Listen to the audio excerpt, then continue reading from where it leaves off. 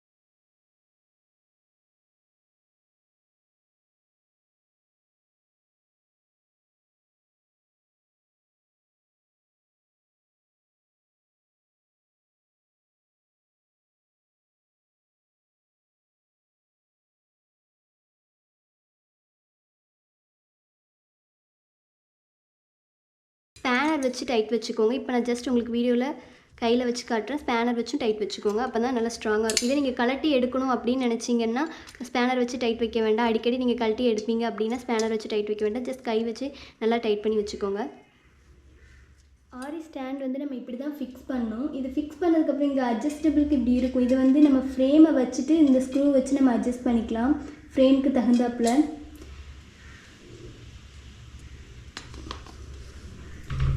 இப்படி நம்ம ஃப்ரேமை வச்சுட்டு இதுக்கு தகுந்தாப்பில் இப்படி அட்ஜஸ்ட் பண்ணிக்கலாம்.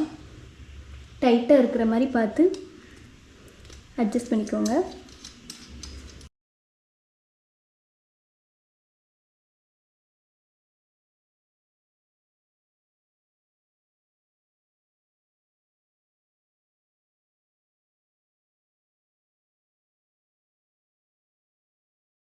இப்போ நான் ஃப்ரேமில் கிளாத் எப்படி ஃபிக்ஸ் பண்ணணும் அப்படிங்கிறத நான் உங்களுக்கு சொல்கிறேன். உங்களுக்கு ஆரி ஃப்ரேமில் கிளாத் எப்படி சுற்றணும்னு தெரியலனா அப்போது உங்களுக்கான வீடியோ தான் இந்த வீடியோ. இந்த வீடியோட லிங்க் கீழே டிஸ்கிரிப்ஷன்லேயும் மேலே ஐ பட்டன்லேயும் கொடுக்க.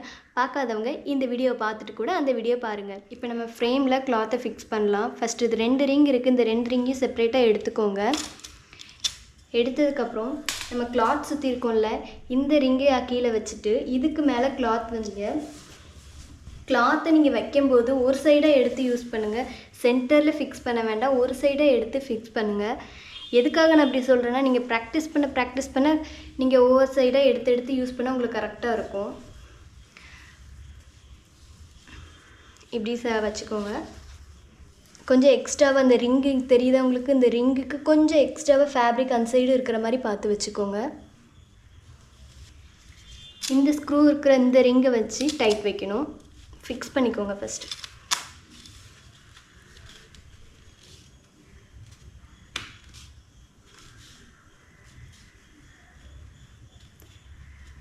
நல்லா ஃபிக்ஸ் பண்ணிக்கோங்க. இப்போ கிளாத்தை டைட் வைக்கலாம். இப்போ நான் ஃப்ரேமில் உங்களுக்கு காட்டுறேன்ல, இந்த மாதிரி ஸ்க்ரூவை டைட் வச்சுக்கோங்க. அதுக்காக ரொம்ப டைட் வச்சிடாதீங்க. கிளாத்தை இழுக்க முடியாத அளவுக்கு ஓரளவுக்கு டைட் வச்சுக்கோங்க. வச்சுட்டு நான் எப்படி கிளாத்தை இழுக்கிறேன்னு பாருங்கள். இப்படி இந்த சைடு இப்படி இழுக்கிறேன். நான் மேலே உள்ள ரிங்கை டச் பண்ணவே இல்லை. கீழே உள்ள இந்த ஃப்ரேம் கிளாத் சுற்றி இருக்கோம்ல, இந்த ஃப்ரேமை தான் இப்படி நான் தள்ளுறேன். இப்படி தள்ளுறேன். இன்னும் உங்களுக்கு தெளிவாக காட்டுறேன்.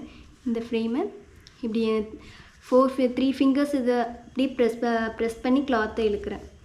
புஷ் பண்ணி அப்படியே நல்லா இழுங்க. இப்போ உங்களுக்கு ஃப்ரண்ட் சைட் காட்டுறேன்.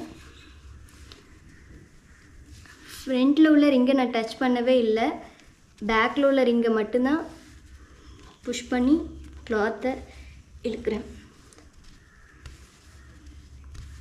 அதே மாதிரி தான் ஃபுல் சைடும் பண்ணணும்.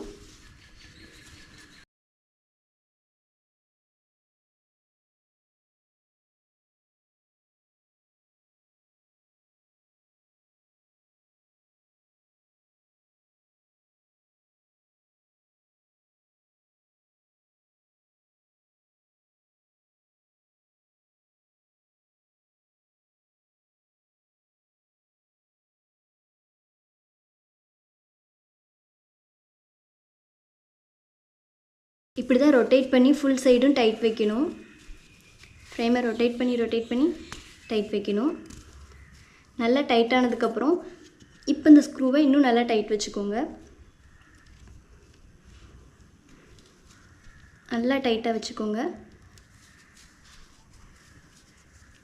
நீங்கள் நல்லா டைட் வச்சதுக்கப்புறம் இப்படி கை வச்சு நீங்கள் தொட்டு பாருங்கள். கிளாத் வந்து நல்லா ஈவனாக இருக்கணும், மேடு பள்ளவமாக இருக்கக்கூடாது, குழி குழியாக அந்த மாதிரி இருக்கக்கூடாது, நல்லா ஈவனாக இருக்கணும். இந்த மாதிரி ஒரு சவுண்ட் நல்லா கேட்கணும், அந்தளவுக்கு டைட்டாக ஃபிக்ஸ் பண்ணிக்கோங்க. இப்போது இதை ஸ்டாண்டில் ஃபிக்ஸ் பண்ணி இப்போது ஃப்ரேமை இப்படி ஸ்டாண்ட் மேலே வச்சுக்கோங்க. வச்சுட்டு ஒரு ப்ரெஸ் பண்ணுங்கள், ஃபிக்ஸ் ஆயிரும். நம்ம ஆல்ரெடி அட்ஜஸ்ட் பண்ணி தான் வச்சுருக்கோம் ஃப்ரேமுக்கு தகுந்தாப்பில் ஸ்டாண்டை. ஸோ இப்படி லைட்டாக ஃபிக்ஸ் பண்ணாலே போதும், கரெக்டாக செட் ஆயிரும். இப்போ நீங்கள் இழுத்தாலும் கூட டக்குன்னு ஈஸியாக வந்துடாது, கொஞ்சம் ப்ரெஸ் பண்ணி இப்படி இழுக்கிற மாதிரி தான் இருக்கும். இப்போது இவ்வளோ ஃபேப்ரிக் எக்ஸஸாக இருக்குது. இந்த ஃபேப்ரிக்கை வந்து இப்படியே விட்டுறாதீங்க. இது கீழே பட அழுக்காகிறதுக்கான சான்சஸ் நிறையா இருக்குது. அதை அவாய்ட் பண்ணுறதுக்காக நம்ம வந்து இந்த ஸ்டாண்ட்லேயே ஏதாவது பின் இல்லைன்னா கிளிப்ஸ் வச்சு இந்த கிளாத்தை வந்து செக்யூர் பண்ணிக்கலாம். நான் இப்போ ஃப்ரேமில் காட்டுறேன்ல உங்களுக்கு, இந்த மாதிரி நான் இன்சைடாக ஃபோல்ட் பண்ணி இப்படி எடுத்து இங்கே ஒரு பின் பண்ணிக்க போகிறேன். உங்கள்கிட்ட பின் இல்லைன்னா கேட்ச் கிளிப்ஸ் இல்லைன்னா நார்மலாக துணிக்கு மாட்டுற கிளிப்ஸ் அந்த மாதிரி எது இருந்தாலும் பின் பண்ணிக்கோங்க, செக்யூர் பண்ணிக்கோங்க. நான் இப்போ இந்த பின் எடுத்திருக்கேன். இந்த பின் வச்சு நான் அந்த கிளாத்தை பின் பண்ணிக்க போகிறேன்.